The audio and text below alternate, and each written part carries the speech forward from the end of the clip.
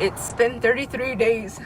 My aunt has been missing, and we haven't gotten any positive answers. And we're trying to get answers by asking the same questions over and over. I'm not looking for sympathy. I'm looking for support. You heard it directly from Seraphine. She is looking for support. As a matter of fact, she reached out to us and asked for help in raising exposure to her missing auntie's case. And we're going to do that together here today, but I need your help. We need to help raise awareness together and get all eyes, ears, and hearts open and looking for Ella Mae Begay. It's time to turn on the searchlight.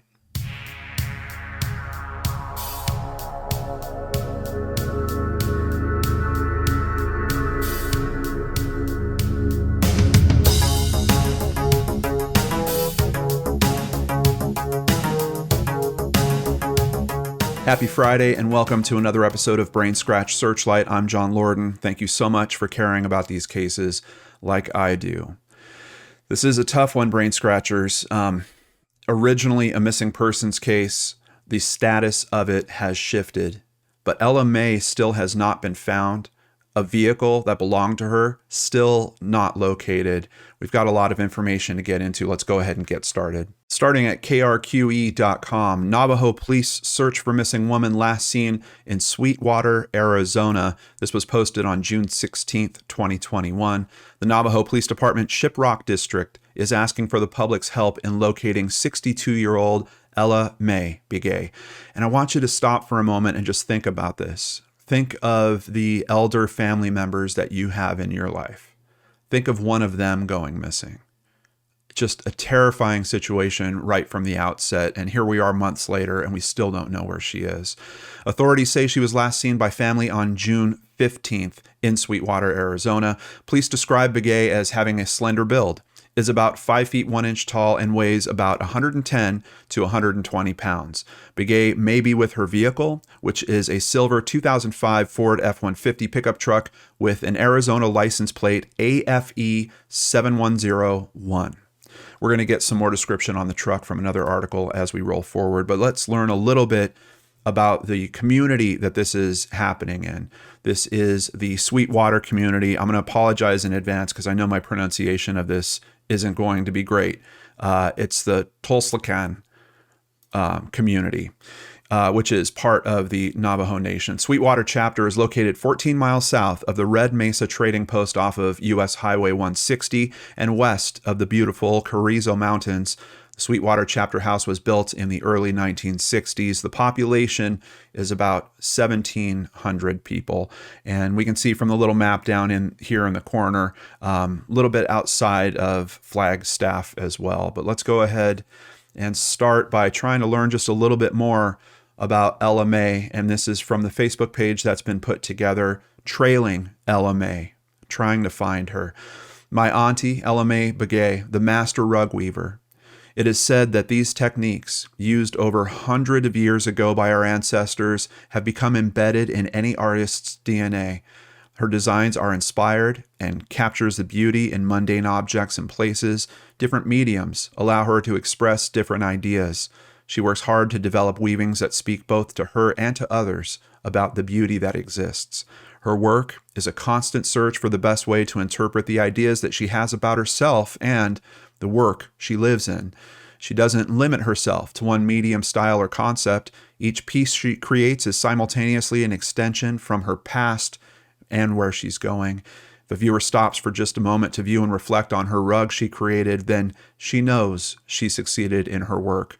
Along with a connection to weavers around the world, her work is a way for her to commemorate the memories of her mother and siblings who wove and continue their legacy. And I just want to show a few examples of her work. It is really beautiful, and to the point. It's telling a story. Each one a very specific instance. I mean, look at this. It's almost like the past, kind of to the point that Seraphine was making, the past and the future interwoven together here. Just really, really beautiful work, beautiful colors. And there are people that literally collect her work. unfortunately, we don't know where LMA is, and we got to get to those details. So let's continue over at KOB.com. Let's hear about one of the last points of contact from a direct family member. The last time her son, Gerald Begay, heard news from her was Saturday, June 12th. Now, Gerald does not live in the same state. He's out of state, but they did communicate. She was asking about the kids, and we were planning on trying to bring the kids down here so we can spend some time with her and stuff, Begay said. We also found this person of interest. Now, this is a quote, but it's not from him. This is from Navajo Nation Police Chief Philip Francisco. We also found this person of interest. So right now we're conducting some more investigation. We can't really say much more at this time because we're still in the process of gathering more information from this person of interest and other evidence that may be there. So we really don't have much more, said the police chief. Kind of strange. I mean, we're talking a matter of just a few days after she's last seen, and they've already got a person of interest. Person of interest for what? All we know is that she's missing. We're going to get those details filled in as we continue. Searches by foot, ATVs, and even by drone have all been conducted with no sign of LMA. And searches in this area, this is a tough area. We're basically talking about desert. We're talking about temperatures that exceed 100 fairly easily. Let's continue at dailytimes.com. Woman's 2005 Ford pickup also has gone missing. A previous report, kind of an early report, came out saying that her vehicle had been found, and that is not the case. Now, when I did speak to Seraphine last night, she wasn't 100% sure if the vehicle has not been found or not. The official word is that the vehicle is still missing, so we've got to still keep that in consideration. It seems like Seraphine thinks there's some possibility maybe the vehicle could have been found.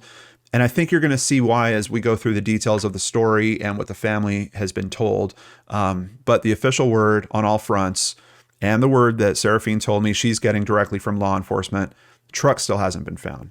Just to give us some kind of time frames on this, LMA was reported missing to the Navajo Police Department Shiprock District at 10:55 a.m. on Tuesday, June 15th. According to a press release from the agency, she had last been seen on Monday, June 14th. So that contact that Gerald had made with her was a couple days before that, but we've got family members. There are other family members that live close to her. As a matter of fact, I think one of her daughters lives very close to her, like 50 yards away in a different structure there. They had seen her as recently as Monday, June 14th. So having this called in so early in the morning on the 15th, it seems like she goes missing at some point overnight, which is another strange thing because we're talking about a 62-year-old woman. I don't think she's necessarily going to go out in the middle of the night. And from what I hear from Seraphine, this is someone that was extremely cautious, very careful in how she approached situations, and a little bit of a homebody on top of that. So, thinking of her leaving at 1 o'clock, 2 o'clock in the morning, something very odd had to have been going on there. Now, this is a case full of things that I just don't see regularly in missing persons cases. We had a person of interest that was called out fairly early, and fairly quickly we have him located. Here is a picture.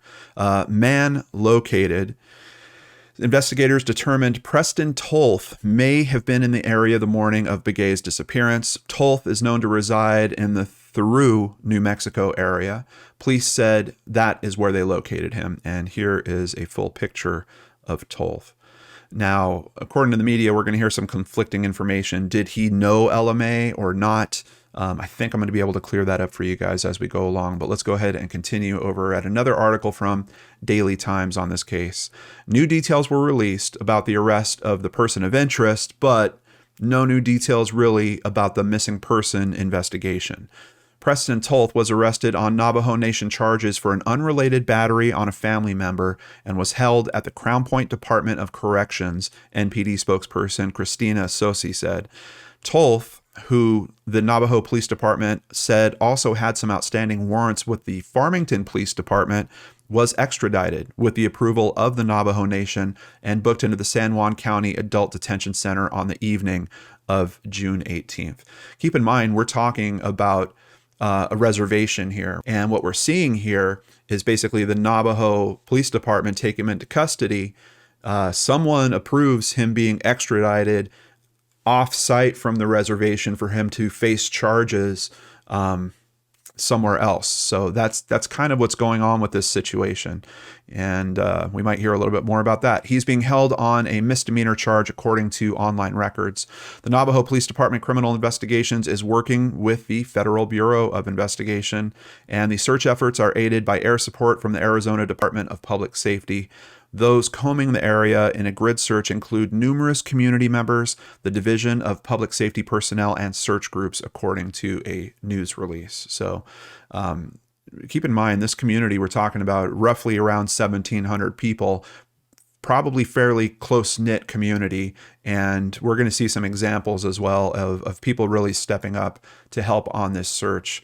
And one amazing example by Seraphine in terms of raising her voice around this as well.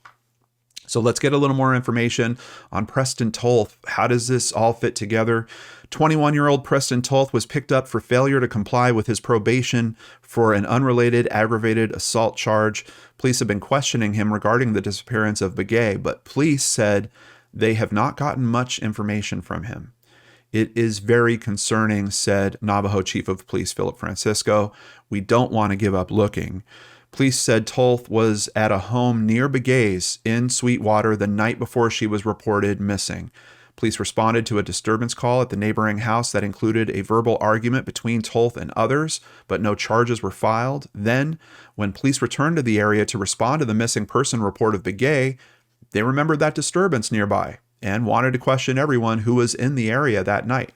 So the information that I got from Seraphine, she told me about an instance where there was a family member that I believe on this same evening had someone like beating down their door, kicking down their door. I don't think that family member actually called it in to authorities. So this might be a different instance. It might be the same instance. I don't know, because, we've got stories that are being told around this case. You might hear it one way, I might hear it another. But regardless, the police did get called to one specific instance. Tolth was there. They remembered him from the night before, said, hey, we want to go talk to that guy again. And when they went to try to find him, they couldn't find him, which I'm sure raised their suspicion even more. We couldn't find him, Francisco said. We wanted to talk to him. We know he was in the area. He was missing from the area. There were more interviews, and we wanted to talk to him as a person of interest. Police said they don't know why he was in Sweetwater. He isn't really saying, Francisco said. He hasn't said anything about the whereabouts of Begay. He hasn't admitted to anything. Police stopped short of calling Tolth a suspect and did not say that this is a kidnapping. Police said there was not a sign of a struggle, but police did say that they're concerned about Begay's well-being and don't think she left on her own. We are hoping for the best result, Francisco said. We can't speculate at this point. I did ask if Seraphine got back into the house. She did get into the house at one point because they were bringing dogs out, and they asked for family members to go and get something that would have LMA scent on it. From what she describes, the house certainly wasn't in its usual shape. I don't know.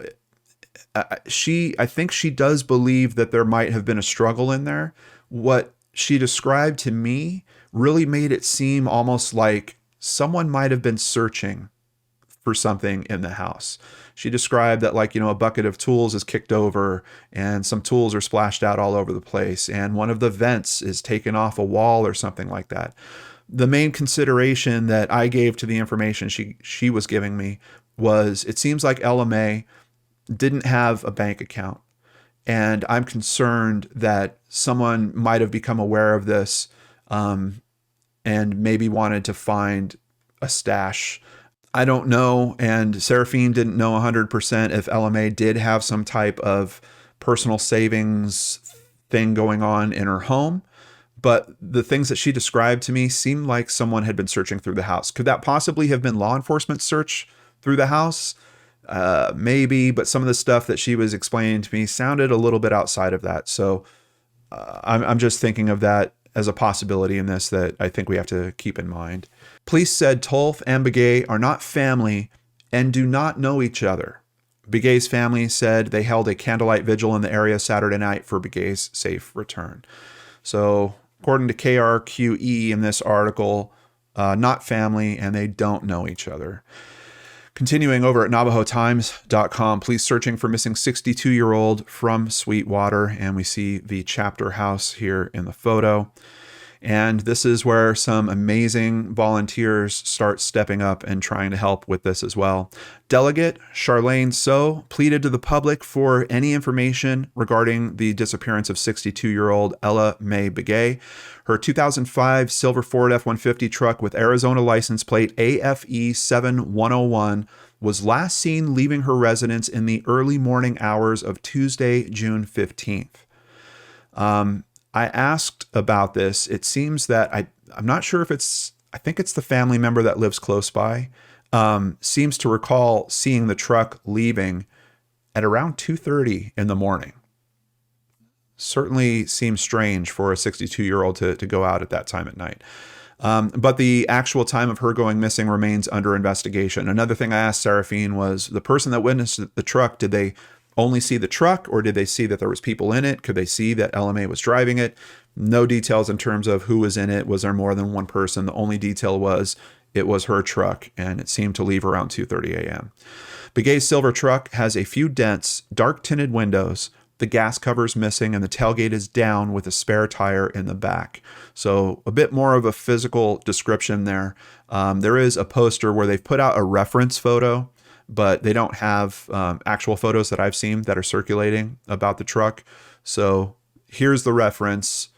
Keep that in mind with the additional details. It's got a couple of dents. It's got tinted windows. Tailgate is likely down. Spare tire in the back. The Navajo Police is working tirelessly with the Bureau of Indian Affairs, Operation Lady Justice, and the Federal Bureau of Investigation. Furthermore, So created a GoFundMe campaign with permission from the family to establish a reward for anyone that can share a tip that will lead to the return of Ella Mae Begay. So drove more than 200 miles to post reward posters all over on June 17th. I told the family, we are going to do all we can, she said.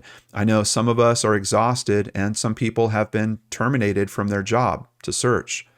She is very close in age compared to my mom. And I'm thinking of, if I were in that position, what would I do? So adrenaline has been pushing all of us. So was running on 3 hours of sleep and covered over a 5-mile radius by foot with volunteers in 104-degree weather on Friday, June 18th. Right now, we are trying to get more volunteers out, she said. The more we have, the more chances we have of finding her. My main focus is to remain positive for the family and continuing to keep their drive and motivation to finding her. This is another tough thing about this case is the search effort, because we don't have the vehicle found yet. You know, finding the location of the vehicle all of a sudden gives us an immediate area that we want search efforts to focus on. A vehicle, and with her disappearance, you know, if she did leave or was taken at 2:30 in the morning, it's not called into the authorities until 8 or 9 hours later. That's a lot of distance that can be covered with a vehicle. So this is a tough thing. Totally understandable. Yes, you got to do these search efforts, but the truck is such a big component to this case, and the location of where that truck is when it's found is really, really important. So that's why I really wanted to get the best information I could for you guys in terms of the details on the truck. Eric Treviso with Shiprock Search and Rescue organized the search effort with the Navajo Police on Tuesday, June 15th. We work with all the teams. We have night drones. We have four-wheelers. I'm working with multiple agencies, so it's a little easier. Treviso set up a 1-mile square area around or outside the investigation scene to search for any clues, leads, dogs, barking, or birds. Now, that type of search effort, very important, because a shoe print, something belonging to a perpetrator can be found in that immediate vicinity. So very, very important, and I'm glad that they jumped on that so quickly. Once the area was cleared, he organized the volunteers back at the Sweetwater chapter house into small groups and then briefed them on the situation and started another 2 to 4 hour search effort. In these types of temperatures, that's the other thing. In some locations, you can kick off searches and have people out there for longer periods of time. Here, they had to be really careful with the health and safety of their volunteers. So from what I'm seeing, it seems like the search windows, the actual time that boots are on the ground out there, is limited to, I think, like 3 to 4 hour windows, and then they would bring them back. They were trying to be sure to keep them hydrated while everyone was out there. And here's just a little bit more of information about LMA. If you're having a ceremony, if you're having a graduation dinner, if you're having a baby shower, whatever it is, if you need help, she's going to be there with a cooked meal, said Delegate So. She is always there to help whenever she can. Seems like someone that was really important to the community, and I'm not surprised to see the community kind of rally around this search effort like that. Navajo Police Department continues search. On June 20th, 2021, the case regarding missing person LMA Begay was officially transitioned to a homicide investigation. Currently, the investigation is being conducted by the Navajo Department of Criminal Investigation and the Federal Bureau of Investigation. I am struggling to understand this component of it. There are so many cases we look into where things look like it's quite obviously a homicide, and we will hear from the investigators, we can't make that assumption. We don't have hard evidence. We don't have signs. So far, what we've heard in this case, the official word is no signs of a struggle. I told you guys it sounds like there might have been some other stuff going on in the house, but the official word, no signs of a struggle. Her vehicle leaving in the middle of the night for some reason. How we get to officially transitioning it to a homicide investigation leads me to believe there is some component that is clicked in with the investigation that they are not coming out with publicly. Maybe they did get some type of quote from the person of interest. Maybe they did find something in one of those searches around the home that led to that. But this is just, it's so tough. If the few instances where I've seen them transition to a homicide investigation without a body being found, typically would be like a situation if the vehicle was found and there was a lot of blood in it, and that blood was identified as belonging to the missing person. I've seen a few instances where that will push this over into a homicide investigation. For this particular one, we don't have the details. Seraphine doesn't have a clear understanding of what pushed it into that as well. She told me close to the end of the phone call last night, she still has that hope too. She still is hoping that there's some situation where LMA is alive out there and will be coming home at some point. So very interesting development that I don't see it in cases very often. Over at the Salt Lake Tribune, search for missing Navajo woman extends into Utah. Relatives are asking the public to aid in search efforts. An Instagram post from a group that advocates for missing and murdered Indigenous women says groups extended their search this weekend to Annette and Montezuma Creek, two small Utah towns in San Juan County, as well as the San Juan River and surrounding areas. I don't know. I'm not 100% sure why the search would extend to this area. Gerald Begay, LMA's oldest son, said that the family began searching for her in Utah based on leads they've received. He said she disappeared from her home during the night. Possibly sighting of the vehicle or something like that, I think would be something that would pull them out there. I know my mom, he said, at night, she doesn't like going out for no reason unless it's an emergency. A niece of LMA, Sarah Warren, said Sunday that family members have been searching for her aunt largely without police guidance. She said they felt blindfolded, searching in a vast, rugged area amid triple-digit temperatures. A spokesperson with the FBI field office in Phoenix said in an email, the FBI continues to assist the Navajo Police Department and other agencies to find LMA Begay. The only response the Tribune received from local law enforcement was from an employee with the police department in Shiprock, Arizona, who confirmed that, quote, they are still actively searching for that female. Very unfortunate quote. Now, the family, of course, already struggling with their feelings around law enforcement. I mean, we know that happens in these cases very, very regularly.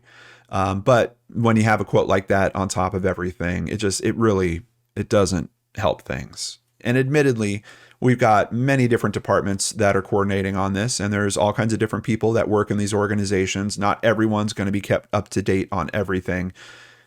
It just seems really unfortunate that, the person being quoted couldn't even get Ella May's name out. But this title says it all at KOB.com. Family frustrated in missing person case. And Seraphine takes that frustration and tries to channel it into some type of action. And she starts walking. Seraphine Warren started walking from Arizona to New Mexico in an effort to bring awareness and get answers for her missing aunt, 62-year-old Ella May Begay. I'm ashamed of myself for complaining over petty stuff like my foot hurts, my legs hurt, but my aunt is missing, said Warren. Her family says they're frustrated and feel like they've been left in the dark by law enforcement. I don't understand. I don't understand how I'm supposed to sit back all these days. They just say, we're investigating, we're investigating. Give us a time frame or just something so that we can look forward to that day. I want to ask the police department where my aunt is. Somebody has to know something, and if they don't know, then I'm going to walk towards Window Rock, said Warren. And Window Rock is where elders for the Navajo Nation are. Now, Seraphine told me about just kind of the main motivation and the thought behind this walk that she started. Originally, she was going to go to her aunt's house in the middle of the night and walk, but not tell family members what she was doing. And effectively, her intent was that she wanted to raise awareness even within her own community about, hey, look, someone has gone missing. This is what it feels like. Thankfully, she did wind up telling family members. There was some that were questioning it. You can't do this. This isn't going to be safe. They found mechanisms to make this work. She went walking. Soon she had supporters that were coming along with her. She had vehicles following her, a vehicle in front of her, a vehicle behind her with big signs on them. She had people that walked with her. She tells me she did about 150 miles in 1 week. And outside of walking to raise awareness and look, she also started focusing on, I'm going to walk to this particular area because I have a question to ask them. And then I'm going to walk to Window Rock because I'm going to raise exposure and let them know that there's a problem with how this is being handled and what's going on around this. As a matter of fact, I think there's a very good chance that Seraphine will be starting another walk again here really soon. But let's go ahead and continue with the articles over at knau.org. Navajo police ask for public's help. So they're being clear they need help. Once again, still not getting any details in terms of why this investigation switched to a homicide investigation. And there was also a little kind of in-between switch. First, it was announced that it was a foul play situation. Then it was homicide investigation. Anyone with relevant information about Begay's whereabouts or well-being is urged to contact the Shiprock district on the Navajo Nation. Of course, we've got the phone number. It's been on the screen. We've also got contact details in the description box below if you happen to have some information on this case. azcentral.com. They come up frequently as a source, and I just want to call them out because in this particular instance, they did a lot of work. They've put together a large article. We're going to lean on it considerably, and they do great jobs with their research work, and that's why they become a source on this channel so much. So thank you, azcentral.com. Gerald Begay lives in Denver, where he's been for 25 years, and he often travels back to Sweetwater to see his family. He wanted to bring his daughters this summer, as well as his niece and nephew, who he has custody of. She was asking for them, he said. She sounded happy and excited. He hadn't seen his mom in over a year and a half. When COVID-19 hit, he and the kids didn't take their yearly trip back home, which is why she was excited for them to come out. Begay was at work in Denver when he heard that his mom had disappeared. He said it instantly formed a pit in his stomach and he couldn't focus on work after that. One of those calls you don't want to get, he said. He remembered another time he received this sort of call. It was 20 years ago when his dad was killed in Sweetwater. I really hope that's not the case we're looking at with Ella May. But just to think that what this family has gone through in that, and now with this, and to just open that wound in the same way again. It's terrible. That was the worst thing that ever happened in my life, he said. This time around, I felt the same way. I'm like, here we go again. LMA's case is one of 61 active missing persons cases on the Navajo Nation. According to the Navajo Nation Chief of Police, Philip Francisco, these are cases that date all the way back to the 1970s. Indigenous people going missing has been an issue for centuries, but over the last 10 years, it has gained more attention, especially cases involving Indigenous women. We've been featuring more and more of them here on the channel as well, trying to raise exposure to these issues. Several that we've featured this year have been from Canada as well. Many of these cases involve violence. The violence often results in death. In some tribal communities, Native American women face murder rates that are more than 10 times the national average, according to the Department of Justice. The Centers for Disease Control and Prevention reported in 2017 that homicide was the fourth leading cause of death among Native American women between the ages of 1 and 19 years, and the sixth leading cause of death for ages 20 to 44. That is mind-blowing. Gerald Begay's mom lives by herself in a rural part of Sweetwater. Her home is about 10 miles off the main highway, but surrounded by other houses nearby. Her daughter lives about 50 yards from her mother. LMA installed solar panels for her house about 6 months ago, finally gaining access to electricity. Begay said she was happy to have lights rather than just a lamp and oil, as well as a running refrigerator. Begay said that his mother is well known in the area because she's an accomplished weaver. She's known for her pictorial style of traditional rug weaving. He said her work has been featured in various places, and when someone sees her rug, it's recognizable. People love her work, he added. Begay said she was known to stay home as much as possible, especially with COVID-19, but even outside of that, my mom is never the type to just leave in the middle of the night. I believe she was taken. Begay arrived in Sweetwater on June 16th around 2 p.m. It was a very busy first week, he said, and he went out every day with his family to search. The Sweetwater area, like I mentioned, it's desert terrain. It's remote, which makes it easy to miss something, he said. Chief Francisco said his police officers pulled information from cell phone pings, looked through surveillance video, and interviewed people. So I asked Seraphine about this. Did your aunt have a cell phone? She does. And is that cell phone, has it been found or is it missing? Seraphine understands that the cell phone is still missing as well. Now, I asked her about the cell phone pings. Has that information come back? From her understanding, warrants have been written for that information, but she does not believe that that information has come back yet, or law enforcement has that information but hasn't opened that up to the family yet. So cell phone out there, possibly an avenue of investigation that can help shed some light on this, maybe help identify where the vehicle is, or better yet, where LMA is. By the end of week 1, Chief Francisco said investigators involved in the case decided it was going to be an open homicide case. We had enough information to lead us to believe that at that point, it was no longer going to be just a missing person, he added. So it's clear something clicked in their investigation for that change. When the case was shifted to homicide, the investigation was taken over by the FBI and the Navajo Department of Criminal Investigation.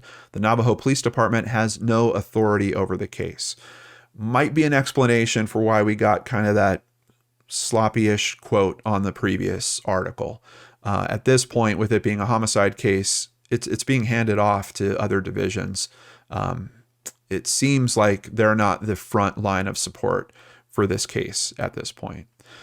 Navajo police released a lengthy statement addressing the concerns voiced by the family and community about LMA's case. Quote, "We are aware of statements and comments expressed regarding the case, in particular to the lack of information to the family and public, and we want to reemphasize the release of information has been limited due to the sole purpose of protecting the integrity of this active homicide investigation. Ensuring accountability and justice will be served for LMA Begay and her family is and remains our top priority." Family obviously not feeling like that. It's just another case to them, Begay said. It seems like it's going to go cold. It shouldn't be like this. All they keep telling me is they're working on this investigation and people are working on it. Begay said the family was never told when law enforcement agencies changed LMA's case from a missing person case to a homicide investigation. Instead, they had to read about the updates on social media or in the newspaper. We're trying to find just an answer, he said. Chief Francisco said it is an active and open investigation. It can really compromise the case if we give out details of what's going on, he added. On our side, we did a lot of investigation, and all the leads that we were given and that we had ended up being dead ends. Seraphine Warren has been helping on the ground in Sweetwater since LMA disappeared. Warren said a lot of the searches with law enforcement agencies have been confusing because officials never provided any guidance. Warren and other volunteers were disappointed that they didn't have any help from law enforcement agencies. They were searching along the highway, which can be dangerous with passing cars. They should be out here with us. At least one officer or volunteer said, "What if we run into something?" Seraphine took time off of work and created a Facebook page to provide updates about what's going on and share information about the searches. Because this happens a lot in Indigenous communities, Warren said she wishes family and loved ones had somewhere to turn that could better prepare them to handle the situation. Advice about dealing with police, searching, and following leads would have made it easier for the family to process information. Our beliefs really got tested here, she said. And for anyone, just in case, I'm just going to put the reminder back out there. These Searchlight videos in the description box down below, we have a link to a page that we've put together with all the best information that we could find, missing persons tips, how to enter people into NamUs, considerations for doing a vigil. Those links are always in the description box of a Searchlight video. So please remember about those when you might have a friend or family member going through a situation similar to this. We do want them to get that information to help them. Warren said an agent from the FBI contacted her on Monday, July 12th, and requested that the family stop searching while authorities conduct their investigation. The agent told her that instead of focusing on searching, she should focus on the families. She didn't catch the agent's name before their phone call ended, but she was upset about the request to stop. "We're lost again on what we should do," she said. "We definitely don't want to sit back and it becomes an unsolved case and goes cold." Warren has a home near Salt Lake City with her kids. "I'm not sure if I'll ever make it home knowing she's still out there," she said. "I really would rather stay around here and risk losing my job and make sure the FBI are going to hold someone accountable for what happens. They have to find my aunt," she said. LMA's house is locked up, and they don't let anyone in besides investigators. Whenever she goes back to the house, Warren said she doesn't feel like her aunt's gone. She feels like she'll come back. The family is offering a $10,000 reward for any information or tips that successfully lead to the finding of LMA or her return. So that walk to Window Rock did happen, and here at lakepowelllife.com, we have an update from July 26th. Navajo Nation President Jonathan Nez and Vice President Myron Lizer met the family and supporters of LMA Begay, who went missing from Tolshkin community and has yet to be located. Over 1 week ago, her niece, Seraphine Warren, began a walk from their community to the capital of the Navajo Nation to increase awareness for the disappearance of LMA Begay, other missing persons, and the need to improve collaboration and communication with community members and law enforcement. They were joined by Navajo Nation Division of Public Safety, Criminal Investigations, and Division Directors as they listened to concerns and recommendations from the family members and relatives, who also shared many of their personal experiences and challenges with law enforcement and criminal activity. With the Walk for LMA, we hope that we can continue to heal and to pray that LMA is located, and we ask God for strength and comfort for her family, friends, and her community, said President Nez. Last week, President Nez joined the group as they walked near Red Valley. Just another amazing example of Seraphine, her choice to turn this into a bit of activism is really what it is. She's raising awareness step by step, going to the right places, rallying support, asking the hard questions, raising concerns. I can't think of another way that could be more helpful for trying to help with not just LMA's case, but the bigger issues that are facing the community with murdered and missing Indigenous women in general. As a matter of fact, I'm fairly confident that even if there is a conclusion to LMA's case that happens at some point in the near future, I think Seraphine is probably changed for life after going through this experience. I'd be very surprised if we didn't see additional steps that she's taken. She's even got a little bit of a brilliant idea to try to help their community that we'll get to as we continue here. But with that is the criticism, and police still dealing with that. An interesting quote came up that I think has a little insight into it. I don't know. They're trying to remain tight-lipped, but is this a slip or is this just talking in general? I'll leave it to you guys, but I didn't want to do this video without getting this quote in there. I don't know how to change this narrative that law enforcement is failing. Why did she go missing? Chief Francisco said, adding that crime trends across the Navajo Nation show an association of domestic violence and alcohol abuse with missing persons. Quote, "This is not a random crime. We know who these people are. They're connected or related to the family." That statement seems fairly strong, and it just, considering what we've seen of this case so far, we've got a person of interest identified very soon, Preston Tolf, who reportedly not connected to the family, no direct connection to LMA. But we have Chief Francisco here saying this is not a random crime. We know who these people are. They're connected or related to the family. Preston, the situation that kind of my mind runs to in terms of considerations of someone like Preston, he's getting roughed up in the area, maybe thinks he's about to get busted by the cops, needs to get out of the area, needs a vehicle. It just sounds like such a simple equation. So this comment, interestingly, seems to be, I don't know, it seems to be leaning away from that. But I did ask Seraphine, is Tolth still a person of interest? Is he still being considered for being involved in this? She tells me yes. But this comment it really has me wondering. We know who these people are. They're connected or related to the family. Well, and there was even a consideration when I first started looking into this case of, like, one of the things you start thinking is who would benefit?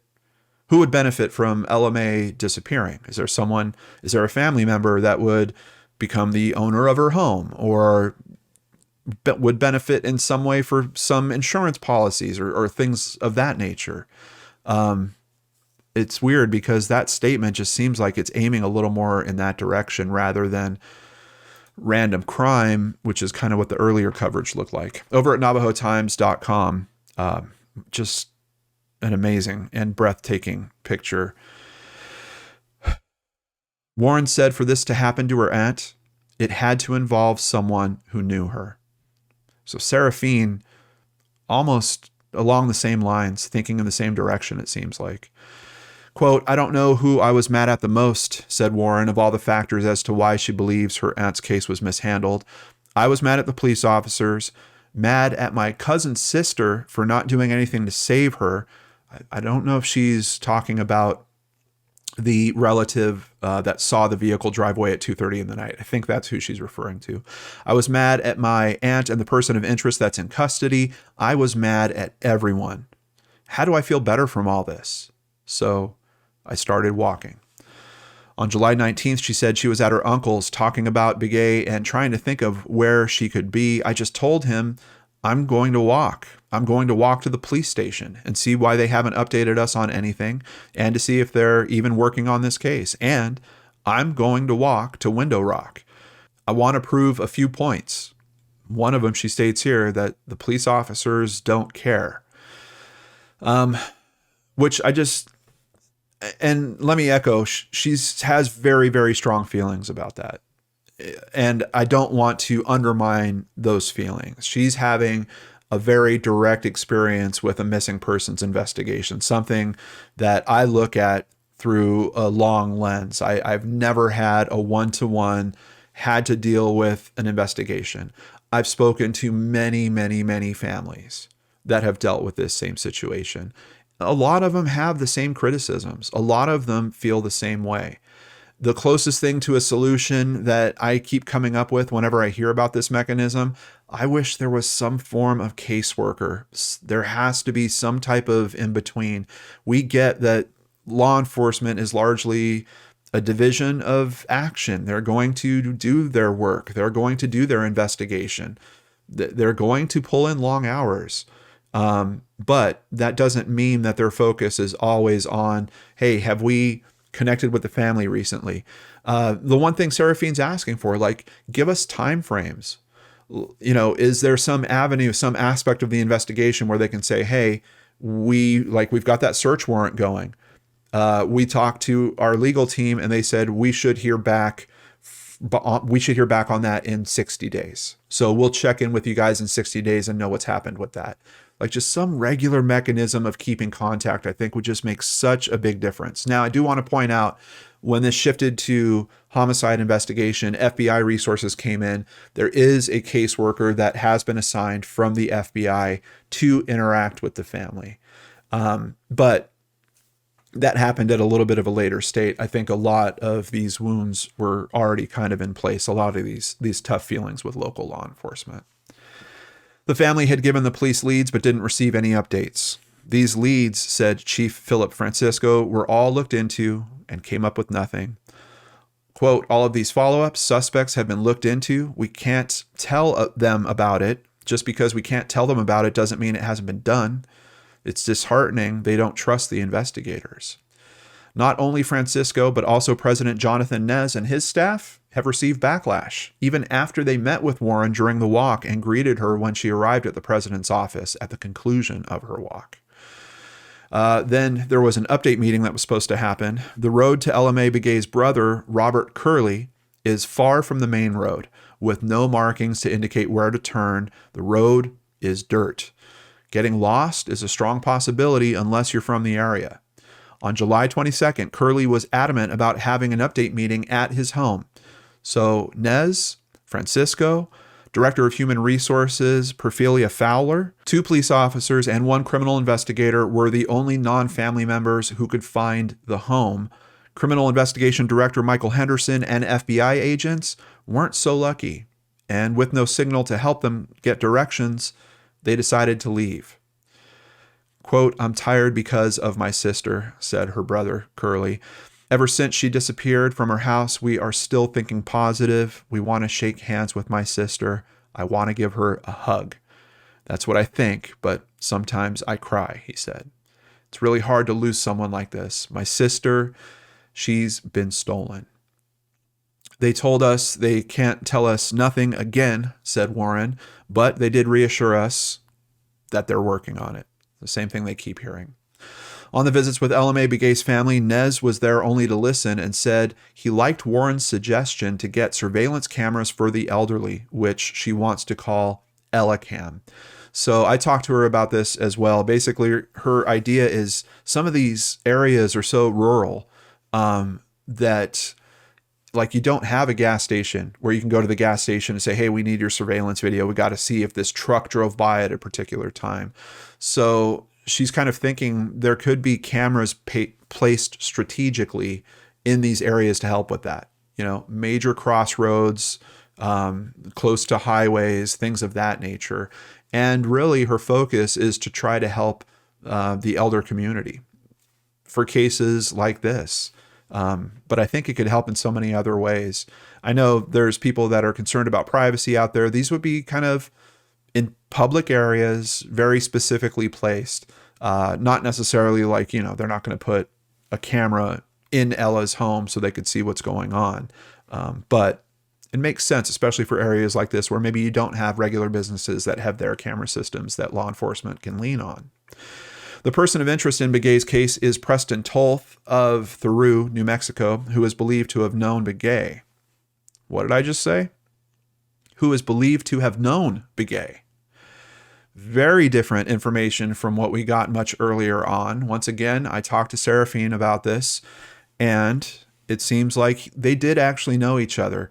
Essentially, Preston's father is a bit of a community handyman. He helps people in the area, repairs things for them. At some point, he did help Ella May with something at her home. And during one of those instances, Preston came along with his father to help on something. So there was some interaction there. Seraphine thinks that there's also potentially some times that they might have run into each other at community events or community parties and things like that.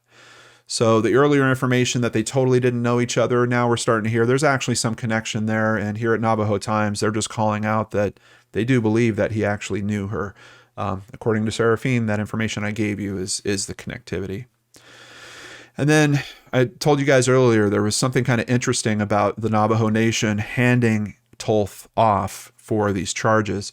If Nez did not sign extradition papers for him, Tolth would have spent only a few days in jail and then been released. The signing of extradition papers is something Nez has been doing in order to prevent criminals from hiding out on Navajo.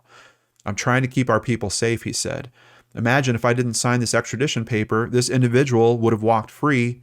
Who would have known where he would have went? Now he's incarcerated and being detained because of sovereignty. Warren said that during the update meeting at Curly's house, she asked that her family not be forgotten, but she kind of doubts it. Update us like once a week, she's asking. That's all we wanted from the get-go. That's all we're asking, just to let us know that you're still working on it instead of just going quiet. I'm not sure if it's going to happen. And to be honest, I don't know if it's going to happen either. I asked her about events like I mentioned earlier. I think she's getting ready to do another walk, but also recently there was a prayer run for the missing and murdered on August 29th. And here's a picture of Seraphine being part of that as well. That's all the details that we have for the case. But over at Facebook, Trailing Ella May is the name of the page that you want to follow. Here, Seraphine is keeping everyone updated with everything, and a post from a few days ago I want to share with you guys. My auntie is definitely wanting myself and family to experience everything we couldn't and see all the beautiful places she had us search and meet all these great-hearted people before we find her. I also found $2. OMG, I just want to hug her so bad and tell her everything we've been through, just to see her smile and say, "Thank you, my baby," in Navajo. Crying, going home again, knowing she's still out there. Thankfully, Seraphine, you are not alone. Please, guys, there's a link for the Facebook page down below. Please give it a follow. Stay up to date on this case. If you live in the area and can help with searches that might happen out there, that would be wonderful. Supporting more walks, other runs that might happen, anything that we can do.